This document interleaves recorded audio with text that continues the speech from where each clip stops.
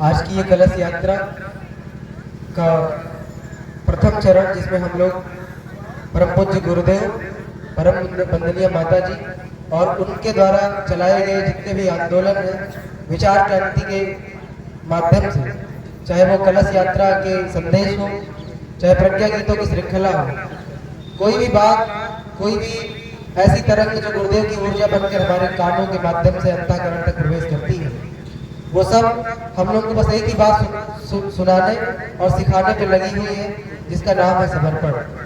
क्योंकि एक छोटी सी बात है कि मैं लाख कहूँ, आदमी आजकल एक ही बात में खो के रह गया है।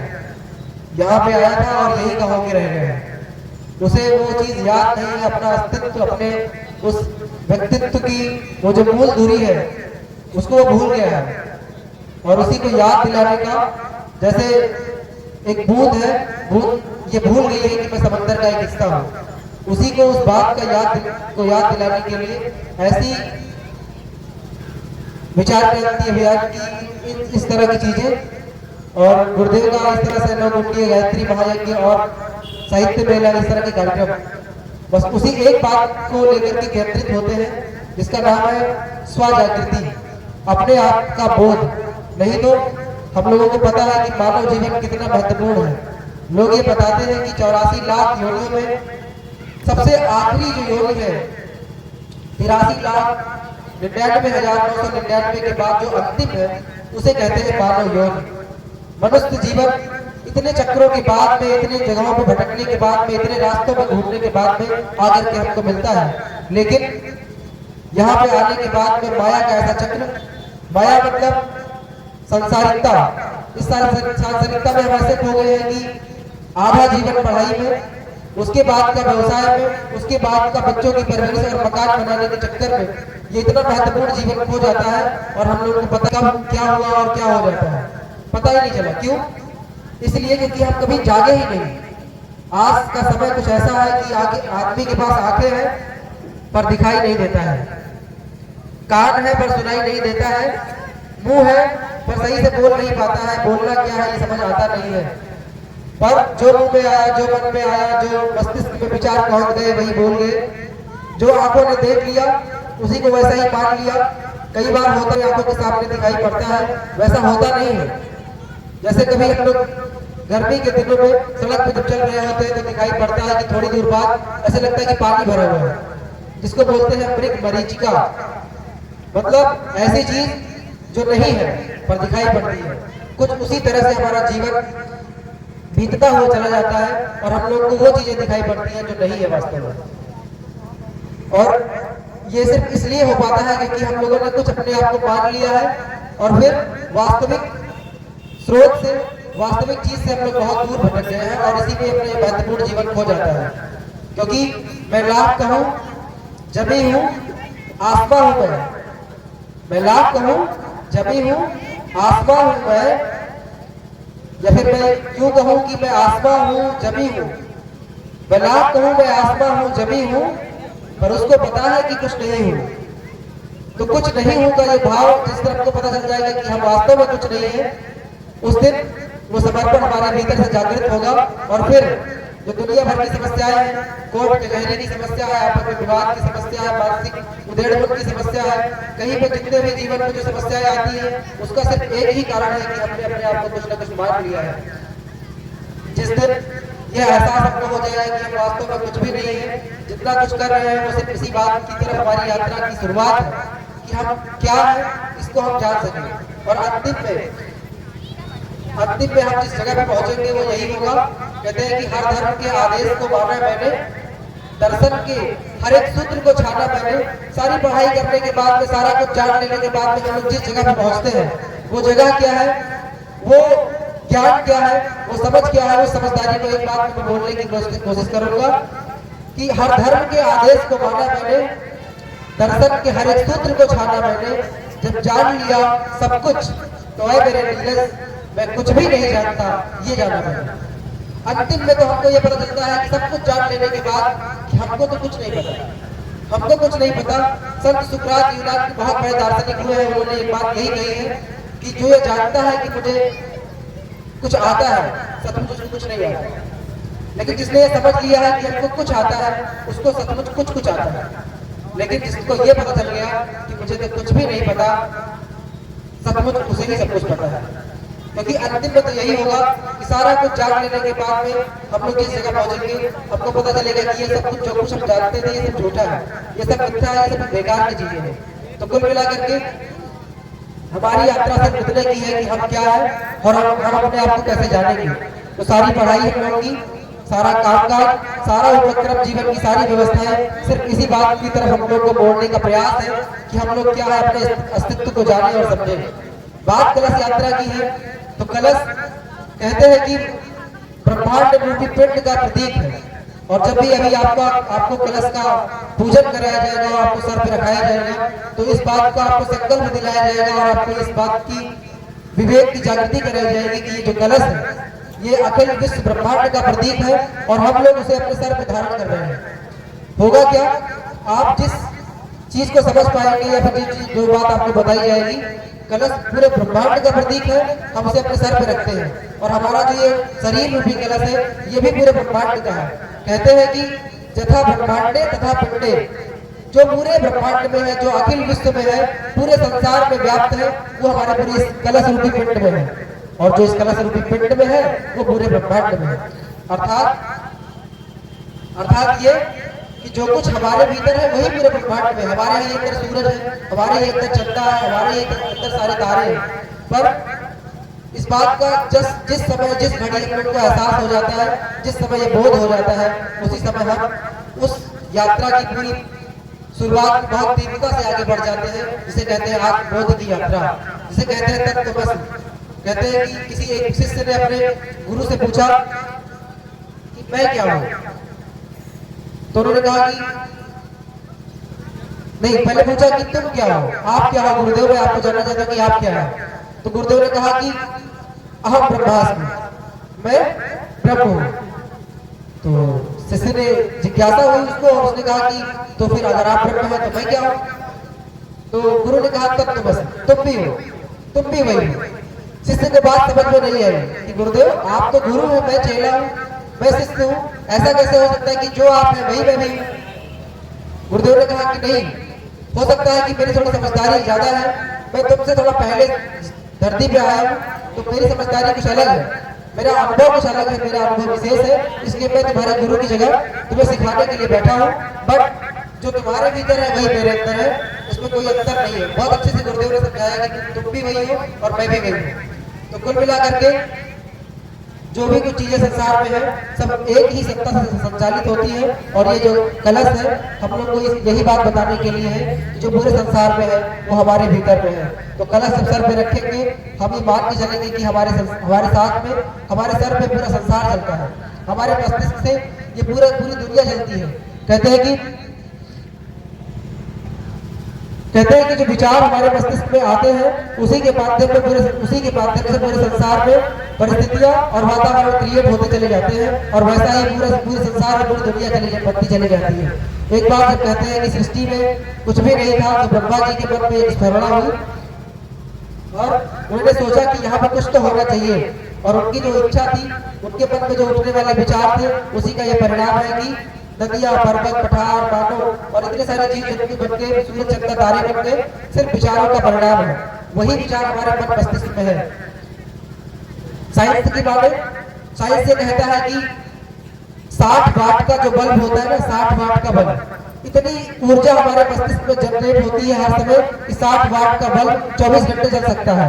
इतनी ऊर्जा हमारे मस्तिष्क में है, पर वो ऊर्जा कहीं भटक गई है, वो ऊर्जा कहीं और जगह अटक गई है और हम लोग उस ऊर्जा को न जाने कहाँ किसी की चुगली में, किसी के कहीं पे, कहीं केवल व्यवसाय में, कहीं केवल कमाई में लगा करके रखती है। इसलिए वो इतनी जो अनंत ऊर्जा है जिसके अंदर इतना सारा सामर्थ्य है कि कुछ भी करा सकती है, पूरी सृष्टि का उलट फेर कर सकती है, वो ऊर्जा किसी एक जगह पर, किसी सीमित जगह पर, किसी तुच्छ जगह पर जाकर के कम होकर के सिमट गई है।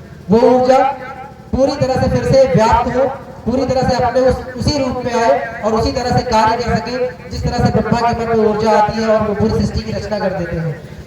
मनुष्य भगवान की एक ऐसी रचना है जिसके अंदर रचना करने का एक अद्भुत सामर्थ्य है। तो रचना के उस सामर्थ्य को जगाने के लिए हमारे बीच में, या फिर हम यूँ कहें कि हम लोग जहाँ पे हैं उस ऐसी जगह पर एक 9 दिवसीय गायत्री महायज्ञ का आयोजन हुआ है, जिसमें 5 दिवस के कार्यक्रम में हम लोगों के अंदर की वो चेतना, वो सोई हुई ऊर्जा को जगाने का ही कार्य होगा और परम गुरुदेव की वो ऊर्जा, वो चेतना ही हम लोगों के भीतर काम करेगी, जिसमें अगर हम लोग एक कदम चलेंगे तो 100 कदम हम लोग को धक्का दे करके आगे बढ़ाएगी। और उस धक्के का नाम होगा जागृति, उस धक्के का नाम होगा ऊर्जा, उस धक्के का नाम होगा आत्मबोध। और फिर हम लोग जब यहाँ से जाएंगे तो एक चीज हम लोगों को दुनिया से अलग पाने का अंतर हम लोगों को समझ में आएगा। यही होगा कि हमारा शरीर वही है, हमारा मन भी वही है, लेकिन सोचने का तरीका बदल गया, देखने का नजरिया बदल गया। लोग कहते हैं कि नजरें अगर बदली तो नजारे बदल गए, किश्ती के रुख मोड़ा तो किनारे बदल गए। ये सिर्फ कहने की बात नहीं होगी। इस कार्यक्रम से उठ के जाने के बाद, इशारा के संचालित होने के बाद में गुरुदेव की जो ऊर्जा हमारे पीछे से काम करेगी वो सचमुच हमारी नजरों को बदलती हुई चली जाएगी। पर दृश्य वही रहेगा, लेकिन दृष्टि बदल जाएगी।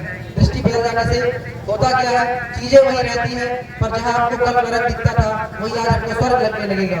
और जब हमको स्वर्ग लगने लग जाए तो समझ लेना कि हम जहाँ भी रह रहे हैं वो स्वर्ग अगर हमको दिखने लग गया तो समझ लेना चाहिए कि हम लोग देवता बनने की शुरुआत हम लोग की हो गई है। क्योंकि स्वर्ग उसी को दिखाई पड़ सकता है जिसके अंदर देवत्व का कुछ गुण जागृत हो जाए, उसकी वजह से दृष्टि हो जाए। तो हम लोगों को जो बन के जाना है, जो सीख के जाना है, जो करने के लिए हम लोग आए हैं, वो गुरुदेव का एक सूत्र है जिसके ऊपर पूरा का पूरा गायत्री परिवार टिका हुआ है। उसका नाम है मानव में देवत्व का उदय और धरती पर स्वर्ग का अवतरण। गुरुदेव का यही एक सपना था और उसी एक सपने ने, उसी एक विचार ने पूरा का पूरा गायत्री परिवार बना डाला है। 17 करोड़ लोग रजिस्टर्ड हैं। हम लोग इस तरह से जुड़े हुए हैं गायत्री परिवार में, जहाँ जिनका कहीं कोई नाम नहीं है। आप लोग बैठे हैं, आप लोग का भी बहुत ज्यादा रजिस्टर्ड नाम नहीं होगा। 17 करोड़ लोग तो ऐसे जुड़े हैं जो रजिस्टर्ड है, हम लोग तो उसमें है ही नहीं। अगर उन लोगों को भी जोड़ ले जो उस तरह से रजिस्टर्ड नहीं है तो न जाने कितनों की संख्या होगी। तो इतने सारे लोग सिर्फ एक ही विचारधारा से जुड़ते चले गए, जिसका नाम है मानव में देवत्व का उदय और धरती पर स्वर्ग का अवतरण। तो जब एक विचार बहुत सशक्त रूप से कार्य करने लगता है हमारे अंदर, 17 करोड़ लोगों को एक मार्ग में चलने के लिए बाध्य कर देता है। तो सोच करके देखिए कि हमारे अंदर, हमारे मन में उठने वाले वो जो विचार है वो कितने कीमती है और उनकी कितनी कीमत है। कहने का अर्थ सिर्फ इतना सा है कि हमारे मन में कोई ऐसा विचार नहीं आना चाहिए जो किसी सजग के पथ पे नहीं चलता हो। अगर सजग नहीं होता है, उससे किसी का कल्याण नहीं होता है, तो वो विचार निरर्थक है और फिर हमारे मस्तिष्क की इतनी सारी ऊर्जा किसी निरर्थक रास्ते पे चली जाएगी जो किसी के काम नहीं आएगी। तो हम लोग को बहुत सजगता पूर्वक, बहुत जागृति पूर्वक अपने मन में आने वाले विचारों की समीक्षा करनी होगी। तब कहीं जाकर के हम लोग अपने गायत्री महायज्ञ के सचमुच ऐसे प्रतिभागी बन पाएंगे, ऐसे कार्यकर्ता बन पाएंगे, ऐसे उसमें शामिल होने वाले व्यक्ति बन पाएंगे जो सचमुच गुरुदेव के युग के निर्माणी होंगे, सचमुच वो युग का निर्माण करेंगे और इसकी शुरुआत अपना निर्माण और राष्ट्र का निर्माण, इसके साथ शुरुआत उसकी होगी। मैं चाहूंगा कलश यात्रा विशेष रूप से माताओं और बहनों का उनकी प्रमुखता के साथ संपन्न होता है। इसका अर्थ बिल्कुल ये नहीं है कि इसमें पुरुष वर्ग नहीं होते, बट देवियां और देवता सबसे पहले अगर आगे होते हैं तो देवताओं को भी, पुरुषों को भी एक नया रास्ता, एक नई प्रेरणा और नया प्रकाश मिलता चला जाता है। इसलिए सबसे पहले जब कोई भी कार्यक्रम ऐसा होता है जो धार्मिकता से संबंध रखता है तो सबसे पहले कलश यात्रा लेकर के हमारी माताएं और हमारी बहनें ही उसको निकलती है। उसकी शुरुआत इस माध्यम से होती है, क्योंकि जब बहन शब्द आ जाता है, जब माता शब्द आ जाता है तो अपने आप मन श्रद्धा से जुट जाता है और किसी भी अच्छे काम को करने के लिए श्रद्धा की और समर्पण की बेहद आवश्यकता होती है। इसलिए माताएं पीले वस्त्र में आज के दिन कार्यक्रम के शुभारंभ में पीले कलश को अपने सर पर धारण करती है, पीले वस्त्र में, और जैसा पहला शब्द होता है उसका नाम होता है माताएं और बहनें, ताकि हर व्यक्ति के अंदर, हर मस्तिष्क के अंदर एक श्रद्धा का वो जो बीज अंकुरण होना है वो हो सके। इसलिए माताओं को प्रमुखता देते हुए, बहनों को प्रमुखता देते हुए मैं चाहूंगा कि पूजा दीदी हमारे बीच में है उपस्थित, हम चाहे कि आपका वो विशेष मार्गदर्शन करें और उसके बाद फिर कलश यात्रा प्रारंभ होगी। और विशेष रूप से संख्या यहाँ पे उतनी नहीं है जितनी होनी चाहिए थी, पर जहाँ तक मेरी आवाज पहुँच रही है, जो भी लोग कलश यात्रा में आना चाहते हैं और आज के इस कार्यक्रम में शामिल होकर के अपने आप को पुण्य का भागी बनाना चाहते हैं, अपने आप को श्रेय और सम्मान का भागी बनाना चाहते हैं। और गुरुदेव की जो अमृत वर्षा जो ऊर्जा के रूप में यहाँ पे बरस रही है, मत मानिएगा कि सिर्फ यहाँ पे पंडाल लगा हुआ है, आप बिल्कुल भी मन के विचार लाइएगा मन में कि सिर्फ आप बाकी कार्यक्रमों की तरह से यहाँ पे भी कार्यक्रम हो रहा नहीं, गुरुदेव की सूक्ष्म उपस्थिति में, या फिर यूं कहें कि आप लोगों के साथ में उनकी प्रत्यक्ष उपस्थिति में, क्योंकि आप लोग अगर यहाँ पे और मन में अगर सात्विकता के विचार आ रहे हैं, मन में श्रद्धा बन रही है, तो फिर बात की चलना कि आपके अंदर गुरुदेव की वही शक्ति और वही प्रेरणा काम कर रही है जो उनके प्रत्यक्ष मार्गदर्शन में काम करती है। तो मैं कहूँगा गुरुदेव के सूक्ष्म और प्रत्यक्ष मार्गदर्शन में ये कार्यक्रम हो रहा है, हम लोग इसके साक्षी बन रहे हैं, सहभागी बन रहे हैं। तो इसी के साथ मैं चाहता हूँ कि पूजा दीदी का विशेष हम लोगों को मार्गदर्शन प्राप्त हो और कैसे हम लोगों को क्या करना है, किन बातों का विशेष ध्यान रखना है, वो दीदी आपने दीदी हम लोगों को बताएं।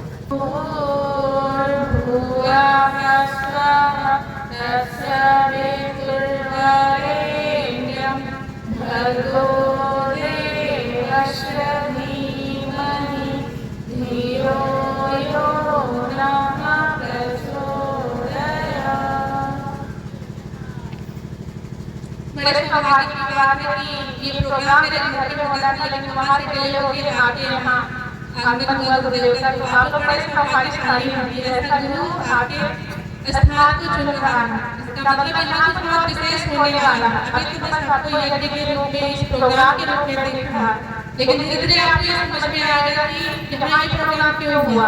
क्योंकि देखिए, जब गुरु किसी जगह को चुनता है कि मुझे यहाँ आना है या मुझे ये जगह पसंद आ गई, तो इसका मतलब इस धरती पर कुछ नवीन चेतनाओं ने जन्म ले लिया है जो एक बहुत अच्छा काम करने वाली है। और माताओं और बहनों को बार बार गुरुदेव को संबोधित करते हैं। आप अगर हमारे गुरुदेव के साहित्य को पढ़ेंगे तो उसमें कुछ चीजें बहुत कॉमन मिलेंगी, जैसे एक माता या बेटी के प्रति जो पिता का प्रेम होता है, भाई का प्रेम होता है, बिल्कुल हमारे गुरुदेव का प्रेम बच्चों के लिए, बच्चियों के लिए वैसे ही है, बेटियों के लिए खास कर ऐसा क्यों? क्योंकि देखिए, जो माताएं होती हैं वो माता प्रधान होती हैं, उनमें भाव बहुत होता है। आपको पता होगा ईश्वर को भाव बहुत प्रिय है। जैसे किसी भी माँ के बच्चे को कोई तकलीफ होती है तो बिना बताए समझ जाती है, वैसे ही इसीलिए गुरुदेव को जो सच्चे भाव वाले होते हैं वो बहुत प्रिय होते हैं। और हमारे यहाँ इसलिए लड़कियों को हर मामले में आगे रखा जाता है। कहीं आपने पढ़ा होगा कि कुछ लोग कहते हैं गायत्री मंत्र लड़कियों को नहीं बोलना चाहिए, तेज नहीं बोलना चाहिए, ये नहीं बोलना चाहिए। हमारे यहाँ देखिए पुरोहित की हमारे दीदी लोग हैं, तो हमारे गुरु इतना सम्मान करते हैं, बेटियों को बहुत सम्मान देते हैं हर मामले में। बस यही कहना चाहिए। तो बस यही आपसे निवेदन है कि ये जो प्रोग्राम हो रहा है इसका उद्देश्य इतना है कि यहाँ पे बाल संस्कार शामिल चले, पीडीसीडी क्लास चले और यहाँ से लड़कियाँ कुछ अच्छा सीखें, गुरुदेव से जुड़े, मिशन से जुड़े, अच्छे अच्छे काम करें। इस कार्यक्रम का मेन उद्देश्य बस इतना ही नहीं कि यहाँ पे केवल भ्रमण करवाना है, केवल प्रोग्राम करवाना नहीं, इसका मेन उद्देश्य यही है कि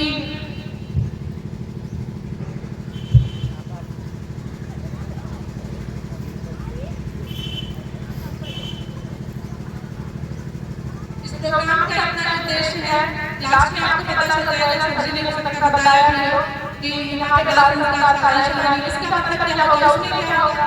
आप सभी से निवेदन है जिनके भी घर में छोटे बच्चे हैं, मतलब 1 साल से लेकर 5 साल 6 साल 7 साल तक, वो सभी लोग अपने बच्चों को उसमें पढ़ने जरूर भेजिएगा। उसमें क्या सिखाया जाएगा, उस बच्चे को अच्छी आदतें सिखाई जाएंगी, माता पिता को प्रणाम करना, गुरुदेव को प्रणाम करना, भक्ति माता को प्रणाम करना और सूर्य भगवान को प्रणाम करना। उसके साथ साथ उनके खान पान में विशेष ध्यान दिलाया जाएगा। जैसे आजकल के बच्चों को देखते हुए मैगी खाना, चाउमीन खाना, ये खाना, वो खाना जिद करते हैं, जब उस क्लास में आएंगे तो उनको ये चीजें सिखाई जाएंगी कि वो चीज आपके स्वास्थ्य के लिए अच्छी नहीं है।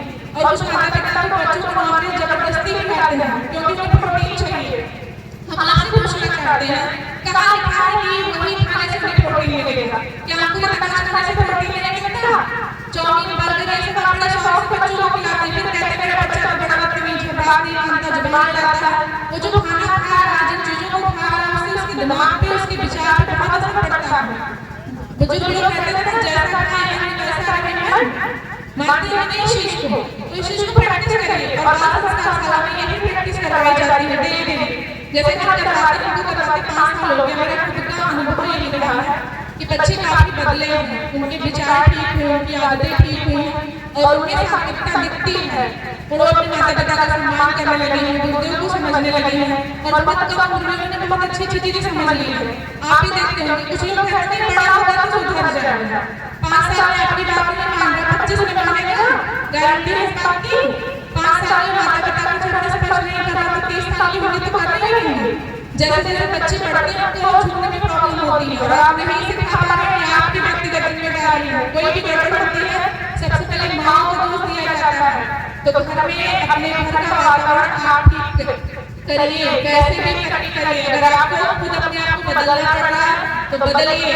रोज भगवान को भड़का देने से ढेर सारा जल भगवान नहीं खुश हो जाएंगे। अगर आपके घर में गाली गलौज होता है, बेईमानी है, ठगी है, लूट है, तो गारंटी है लिख लीजिए आपके बच्चे अच्छे नहीं होंगे, चाहे जो हो जाए। अगर आप में इतनी हिम्मत नहीं कि कोई गरीब आता है उसकी मदद करें, वैसे भी किसी को कुछ दे दें, किसी की सेवा कर दें, अपने सास ससुर या जिसकी भी सेवा आप नहीं करते और आपको लगता नहीं मेरा बच्चा तो मुझे बड़े सिंहासन पर बिठाएगा, कभी नहीं होगा। ये बात लिख लीजिए। जैसा आप अपने बच्चों को देखना चाहती हैं आप अपने आप को ऐसे बिठा लीजिए, और अगर आपने वैसा नहीं किया तो आपका बच्चा बिल्कुल वैसा नहीं बनेगा, चाहे जो हो जाए। अगर आप अच्छे नहीं हैं तो आपके बच्चे अच्छे नहीं होंगे। बच्चों को उपदेश मत दीजिए, वैसा जी करके उनके सामने एग्जाम्पल पेश करिए कि देखो बेटा हम ऐसा चाहते हैं, वो खुद करने लगेगा, आपको जबरदस्ती नहीं करनी पड़ेगी। साल शुरू हो तो आप अपने बच्चों को जरूर भेजिए, उसमें कोई आपको पैसा नहीं देना है, 1 घंटे के लिए अपने बच्चों को जरूर भेजिए। और जो बड़े लोग लड़कियां लोग खासकर देखिए हमें लड़कियों से ज्यादा लगाव है, क्योंकि हम जिस गुरु को समझे हैं गुरु ने मुझे बहुत कुछ दिया है और आपको भी मिलेगा। अगर आपने गुरु के सामने समर्पण किया, ऐसा जीवन जिया, तो आप क्या बन जाएंगे आपको खुद पता नहीं चलेगा। अब उस गुरु से मुझे मिला क्या? सबसे पहले सद्बुद्धि मिल गई। जिस माँ ने मुझे जन्म दिया, जिस पिता ने मेरे लिए इतना कुछ किया, उसके प्रति मेरे मन में बहुत श्रद्धा आ गई, सम्मान आ गया। पढ़ना है, अच्छे से कुछ करना है, आस पड़ोस के लोगों के लिए मन में श्रद्धा आ गई। जितने भी लोग मेरे घर में आते हैं उनके लिए मेरे मन में प्रेम आ गया कि सभी लोग अच्छे से रहें। मुझे मन भी अच्छा लगता है, चाहे वो जो भी हो। मेरे गुरु ने मुझे बहुत दिया है और आपसे भी निवेदन है कि ऐसे गुरु के साथ सानिध्य में आप लोग आए हैं कि अगर आपने समर्पण किया कुछ भी, आप इस गुरु से कुछ भी मांग के देख लीजिए, आपको सब मिलेगा। लेकिन शर्त पर इतनी है कि ईमानदारी होनी चाहिए। गद्दारी करेंगे तो कुछ नहीं मिलेगा, नुकसान ही नुकसान है। लेकिन अगर आपने ईमानदारी से गुरु कार्य में कुछ भी किया, समर्पण किया, स्नेह दिखाया, तो गुरु आपको बहुत देगा। गुरु देता है तो क्या होता है, आपका घर मंदिर बन जाता है। कोई भी आपके घर में आएगा आपको उसको बहुत अच्छा लगेगा, आपसे मिलकर उसे अच्छा लगेगा। हम ऐसा चाहते हैं हम यही ना कि किसी से मिले तो बड़ा सम्मान दे, स्नेह दे, प्रेम दे। और गुरुदेव से जुड़ के मेरे जीवन में बहुत बदलाव आया। उसने मेरे बच्चों का खास करके जिनको मैंने पढ़ाया 4-5 साल, उन्होंने मुझे बहुत दिया। इतना कुछ गुरु से जुड़ी ऐसे बच्चे मिले जो बहुत बहुत बहुत प्यारे रहे। इसलिए मैं बार बार आपसे कहूँगी कि बच्चों को बाल संस्कार शाला में जरूर भेजिएगा, बिना किसी हिचक के। और 2-3 चीजों को खास निवेदन, जब भी आपका बच्चा नॉनवेज छोड़े या कोई भी गंदी आदत छोड़े तो उसका सहारा बनेगा, उसे मारेगा डांटेगा नहीं कि नहीं, कुछ पेरेंट्स तो मारते नहीं कि नहीं मांस खाओ बहुत जरूरी है, प्रोटीन नहीं मिलेगा, ये नहीं होगा वो नहीं होगा। आप लोग बताइए जब कोई बीमारी आता है तो उसको क्या कहते हैं कि लाश बन गया ना, बोलते हैं नहीं बोलते हैं, फिर कहते हैं कि इसको जल्दी से घर से बाहर निकालो, घर में शुद्धि हो गई, फिर तेरा नहीं करते हैं, खाना खाते हैं सब लोग, फिर घर में शुद्धि के लिए कथा होती है, प्रोसेस होता है ना। आप क्या करते हैं, बाजार जाते हैं, मरा हुआ जानवर खरीदते हैं, आपने लाश खरीदी ना, उसको काटा, अपने घर में लेके आए, उसको बनाया, उसको खाया, तो क्या घर से पवित्र होगा? होगा पवित्र? गंदा होगा ना? तो अगर गंदा खाएंगे तो अच्छा बनेंगे, गंदे बनेंगे। और इसीलिए जितने भी लोग नॉनवेज खाते हैं, शराब पीते हैं, गुटखा खाते हैं, किसी भी तरह का नशा करते हैं, वो बड़े गुस्सैल होते हैं। उनसे आप नॉर्मल बात भी करें कि उन्हें हजम नहीं होती। तो आपसे निवेदन है अपने घरों में कभी भी नॉनवेज मत बनने दीजिए, ना खुद खाइए ना बच्चे को खिलाइए। आप चाहते हैं मेरे बच्चे अच्छे हो, चाहते हैं कि नहीं चाहते हैं? चाहते हैं आपके बच्चे सुखी हो, समृद्ध हो, पढ़े लिखे कुछ नाम कमाए, तो अपने घर को ऐसा वातावरण दीजिए। और बच्चों के ऊपर बहुत लदिए नहीं कि उन्हें रोने लगे मोबाइल पकड़ा दो, जाओ खेलो, नहीं, उन्हें कहानियां सुनाइए, अच्छी अच्छी कहानियां सुनिए और पढ़िए। नहीं अगर आप बहुत पढ़े लिखे हैं तो भी शांति को हरिद्वार में एक चैनल है, उसको सब्सक्राइब कर लीजिए। उसमें छोटी-छोटी कहानी सुनाएंगे, बच्चों को अपनी कहानियां सुनाएंगे, शिवाजी की कहानी सुनाएंगे, लक्ष्मीबाई की कहानी सुनाएंगे। बच्चों को अच्छी शिक्षा देंगे तो बच्चा अच्छा बनेगा ही बनेगा। अब माँ से मेरा निवेदन है, कभी भी अपने बच्चों को गंदे शब्द मत बोलिए, कोसिए नहीं, उनको इस तरह के शब्द उल्टे सीधे मत बोलिए। इस मामले में बड़े सौभाग्यशाली हम इतने उम्र के हो गए, हमारी माता जी हमें कभी भी किसी भी नेगेटिव वर्ड से आज तक कुछ नहीं बोली है। इसलिए जब भी माता लोग अपने बच्चों को दुखकाती है, बहुत बुरा लगता है करके, आप बच्चों को बार-बार कोसिए नहीं, ना गाली वाले शब्द बोलिए, क्योंकि उससे उनके मन पे बहुत चोट लगती है। तो निवेदन है आपसे, क्योंकि आप बच्चों को जो देंगे बच्चे आपके वैसे ही बनेंगे और फिर आगे चल के वो जहाँ जहाँ जाएंगे वैसे वैसा ही काम करेंगे, क्योंकि आपने उन्हें वही दिया है।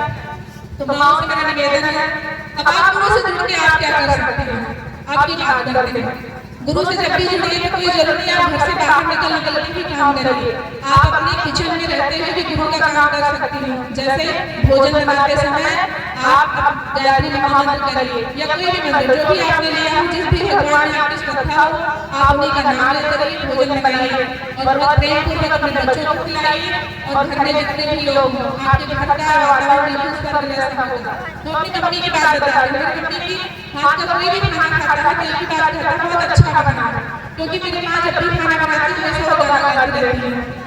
मतलब इतना प्यार से वो बनाने खिलाती है, कभी कूदती नहीं है कि हाँ इतने लोग आए कैसे खाना बनाने, नहीं कभी नहीं होगी। बहुत प्रेम पूर्वक सबको बना के खिलाती है और यही कारण है कि उनके हाथ का जो स्वाद है मुझे जल्दी किसी के घर नहीं मिलता। खाली अपनी सब्जी की मम्मी के हाथ मुझे वो स्वाद नजर आता है और कहीं नहीं। क्यों? क्योंकि वो लोग ऐसा कुछ नहीं, बहुत अच्छा कुछ डाल देती है, वो जिस भाव से बनाती है वो चीज उस भोजन में चला जाता है। तो बस यही आपसे कहना है कि अपने बच्चों को अच्छा बनाइए। और एक माँ में इतनी ताकत होती है कि वो अपने बच्चे को जैसा चाहे वैसा कर सकती है। जन्म कुंडली जन्म पत्री की बात आपने सुनी होगी, सब लोग कहते हैं बच्चा पैदा हुआ उसकी जन्म कुंडली बनवा, लेकिन जिस माँ को अपने बच्चे के बारे में नहीं पता, दुनिया की कोई कुंडली उसका भविष्य नहीं बता सकती। एक माँ को बहुत अच्छे से पता होता है, कहते हैं ना दूध के पाँव पालने में दिखने लगते हैं, तो वो सत्य है, इसमें कोई दो राय नहीं है। माँ का बहुत बड़ा हाथ है अपने बच्चों को बनाने में। अगर माँ अच्छी है तो बच्चा अच्छा होगा ही होगा, ऐसा भी हो, लेकिन उसमें वैसे गुण होंगे जैसे उसको अच्छा एनवायरनमेंट मिलेगा वो बाहर निकल के आएगा। आप बहुत पढ़े लिखे से बात डिग्री से नहीं है, समझदारी से है। पढ़ा लिखा होना मतलब समझदार होना। जैसे अगर आपके माता पिता बहुत कम कमाते हैं तो आप हर चीज के लिए जिद मत करिए। मैं लड़कियों सबसे बोल रही हूँ, मुझे ये चाहिए, मुझे वो चाहिए, मुझे ऐसे करना, मुझे ऐसे करना नहीं। आपके घर में जितनी सारी चीजें हैं उतने में ही सक्षम रहिए, लेकिन पहली प्रायोरिटी पढ़ाई को समझदारी को दीजिए। देखिए सजने संवरने मेकअप करने सबका टाइम बहुत मिलेगा, लाइफ लॉन्ग चलेगा, बट अभी का जो मोमेंट है जब अपने माता पिता के घर में है, जो फ्रीडम आपको मिली है उसे पढ़ाई करिए, अच्छे स्किल सीखिए। आजकल तो बहुत सारी चीजें आपको फोन में मिल जाती हैं, तो आप अच्छी स्किल सीखिए। लड़कियों से मैं खास कहूँगी कि ये मौका आपके जीवन का सबसे गोल्डन टाइम है और अच्छे से पढ़िए, समझदारी डेवलप करिए अपने आप में। छोटी चीजों से डरिए नहीं और हमेशा अच्छे विचारों के साथ जीजिए। ऐसे संगति में रहिए कि जो हमेशा आपको ऊंचा उठाए, नीचा नहीं। जैसे देखिए गाँव में क्या है, अभी एक प्रचलन चला है, अधनंगे कपड़े पहन के ढेर सारे मेकअप करके असली दूसरी गाँव की लड़कियां नाचती हैं, लेकिन माता पिता को बुरा नहीं लगता। कभी यहाँ आना होता है तो सबका मुंह फूल जाता है कि अरे ऐसे पंडित लाई करके बाबा जी बनिए। आपको लगता है आपको बाबा जी बना रहे हो? कोई बात ऐसे मैंने कही कि जहाँ 4 घंटे घंटी बजना, कुछ ऐसा कहा तो ये तो कह रही है कि अपने विचार को अच्छा कर लीजिए। मुझे बस माओ से पिताओं से शिकायत है जो आपके बच्चे इस तरह के कपड़े पहन करके बुरे बुरे गाँव पे नहाते हैं, तब आपको बुरा नहीं लगता।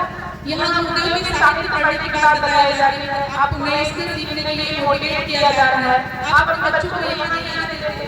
ऐसा क्यों है? इससे क्या पता चलता है कि आप अपने बच्चों को कौन सा प्रेम करते हैं, क्या किस रूप में उन्हें देखना चाहते हैं, क्यों आपको बुरा नहीं लगता? लगना चाहिए। आप माता पिता अगर आप अभिभावक के रूप में अपनी जिम्मेदारी नहीं निभाएंगे तो बच्चा कहाँ से सीखेगा? फिर जब कुछ गड़बड़ होती है तो आप वातावरण को दोष देने लगते हैं, मोबाइल को दोष देने लगते हैं, संगति को दोष देने लगते हैं। जब आपको जो देखना चाहिए था उसमें आपने अपनी जिम्मेदारी नहीं निभाई और बाद जब चीजें खराब होती है तब आप बच्चों को और सारी चीजों को दोष देते हैं। तो मैं लड़कियों को निवेदन यही करूंगी, अगर आपकी पढ़ाई पूरी हो गई है तो आप ये पढ़ाई सीखिए, स्किल सीखिए और उससे अपना कुछ काम शुरू करिए, क्योंकि खाली बैठने से तो दिमाग उल्टा सीधा विचार करता है। अगर आप पढ़ाई में 9th 10th 12th में हैं तो अच्छे से पढ़ाई करिए, मैक्सिमम 6 घंटे आप पढ़िए ही पढ़िए। जिनका भी बोर्ड का एग्जाम है 10th में जो 12th में 25 फरवरी से आपका एग्जाम है, अच्छे से शेड्यूल बना के पढ़िए और एक बात याद रखिए, जब तक आपका एग्जाम नहीं हो जाता बाहर का कुछ मत खाइए, अपनी जीभ पे एकदम कंट्रोल करके रखिए कि मुझे ये चीजें नहीं खानी। इससे होगा क्या, आपका फोकस बहुत अच्छा होगा, आपका कंसंट्रेशन बहुत बेहतरीन रहेगा और एग्जाम हो जाने के बाद आप जो मर्जी वो करिए, लेकिन जब तक एग्जाम नहीं होता आप फालतू ना फोन चलाइए ना तो इधर उधर घूमिए, अच्छे से पढ़िए और अपने स्वास्थ्य का एकदम ध्यान रखिए। लड़कियों से यही कहना चाहूंगी, आप भी अपनी फिटनेस पे बिल्कुल ध्यान दीजिए, क्योंकि देखो जब आप फिट रहेंगे तो आपके दिमाग में अच्छे अच्छे क्रिएटिव आइडियाज आते हैं, मुझे ये भी कर लेना चाहिए, मुझे वो भी कर लेना चाहिए। और जो यहाँ इस जगह की व्यक्तिगत लड़कियां हैं वो लोग मुझसे जरूर आप बात करिएगा। मैंने एक नया काम शुरू किया जिसमें मुझे गर्ल्स की सबसे ज्यादा जरूरत है, तो आप लोग हमसे कॉन्टेक्ट करिएगा, ये अभी हो जाएगा उसके बाद ही। और यहाँ जब ये प्रोग्राम खत्म हो उसके बाद बाल संस्कार का जरूर चलनी चाहिए, ठीक, जो भी क्षेत्र में हम उनसे कह रहे हैं आप जरूर चलाना। और अगर कहीं भी कोई प्रॉब्लम होती है तो आप हमसे पूछिएगा, तो गेट भैया सर जी आते हैं आपके यहाँ, उनसे पूछिएगा। और पीटीसी की क्लास जब चलेगी तो भी आइएगा, मिस मत करिएगा। देखना जैसे देखो आपने अपनी सारी चीजें ट्राई कर ली है ना, नाच लिया, खा लिया, घूम लिया, पढ़ लिया, थोड़ा उद्योग को जी लीजिए, देख लीजिए जो फोटो में छपे हैं वो कौन है, कैसे हैं और उनको जानना है तो साहित्य जरूर पढ़िए उद्योग के, डेली पेज पढ़िए, मत लेखन करिए, 24 बार डायरी में काम करिए, मत लेखन करिए। और माओ जो मैंने आपसे कहा है मुझे पूरा पूरा भरोसा है कि आप जरूर उस पर अमल करेंगी ना, ताकि दोबारा जब ये हो तो आपके बच्चे सच में वैसे मिले, 1 साल का टाइम है, 2 साल का हो गया है। और ये क्षेत्र सच में बड़ा सौभाग्य है, जमीन का, धरती का, जिसे गुरुदेव ने चुना। हो सकता है आपको अपने समझ में आ रहा हो, लेकिन यहाँ पे कुछ अच्छा बेहतर होने वाला है, इसलिए गुरुदेव का आगमन यहाँ हुआ है और अपने अपने सौभाग्य को बहुत सराहिएगा। और जब भी प्रोग्राम खत्म होगा गुरुदेव की छोटी छोटी फोटो आ रही है, ले जाइएगा अपने घरों में आप रखिएगा, ठीक, सब लोग ले जाइएगा, पूजा करिएगा। बस इस प्रोग्राम से संकल्प लीजिएगा कि अपने घर में कभी भी आप मांसाहार नहीं खाएंगे या बच्चों को खा देंगे। अगर अभी तक आप खा रहे होंगे तो भी अपने आप को समझाइए कि मुझे अपने बच्चे को अच्छा बनाना है, इसलिए मैं मांसाहार नहीं करूँगी। वैसे तो ज्यादातर जो फीमेल है वो तो नशा नहीं करती होगी, लेकिन जिसके भी घर में नशेड़ी लोग होंगे आप इनसे बहुत परेशान होंगे, तो उद्देश्य से निवेदन करिएगा कि मेरे प्रभु मेरे बच्चे हो या मेरे पति हो जो भी हो, अगर ऐसे हो तो उद्देश्य से निवेदन करिएगा, गायत्री में महामंत्र करिएगा और लगातार निवेदन करिएगा, वो जरूर ठीक हो जाएगा। हम अपने घर की बात बताते हैं, जब हमने बाल संस्कार शाला शुरू की तो किसी को पसंद नहीं, आज भी बहुत को नहीं पछता, क्योंकि अच्छी चीजें भी लोग नहीं पछता पाते, जरूरी कि बुरी ही हो, अच्छी चीजें भी लोगों को नहीं पसंद है, तो लोगों ने मेरा बड़ा विरोध किया, आज भी करते हैं, लेकिन मेरा कोई कुछ कर नहीं पाया, चाहे कोई कितना भी पढ़ता है, क्योंकि जब गुरु पे भरोसा है। तो घरवाले भी मेरा नहीं मानते थे, लेकिन धीरे धीरे चीजें बदली तो सब बदल गया। तो हम आपसे यही कहेंगे, जब भी आप अच्छा करिए तो अपने पे कॉन्फिडेंस रखिए कि हम जो कर रहे हैं वो अच्छा है। और यही कहना चाहेंगे बाल संस्कार शाला में जरूर चले और आप चलाइएगा, गुरुदेव के मैसेज को घर घर पहुंचाइए, आप अपना काम करते रहिए, अच्छी चीजें भी फैलेंगी, बस मेहनत करिए। और हम लड़कियों से ही बार-बार कहेंगे क्योंकि युवा से भी सबको ज्यादा उम्मीद है, जो थक गए हैं, जो हार गए हैं, जिन्हें परिस्थिति का बहाना देना है, उनसे नहीं कह रहे हैं, हम लड़कियों से कहते हैं लड़कियां हमारे साथ है कि नहीं? बहुत अच्छा लगा यहाँ जाकर जिनको भी मेरे नए काम में सहयोग करना है, आप मेरे साथ जुड़ जाइए, हमें आपकी जरूरत है, आपसे उम्मीद है, क्योंकि हम युवा हैं, हम कुछ करेंगे ना, तो बिल्कुल हमें आपसे निवेदन है, माओ से भी यही कहेंगे अपने बच्चों को सपोर्ट करें। बहुत धन्यवाद।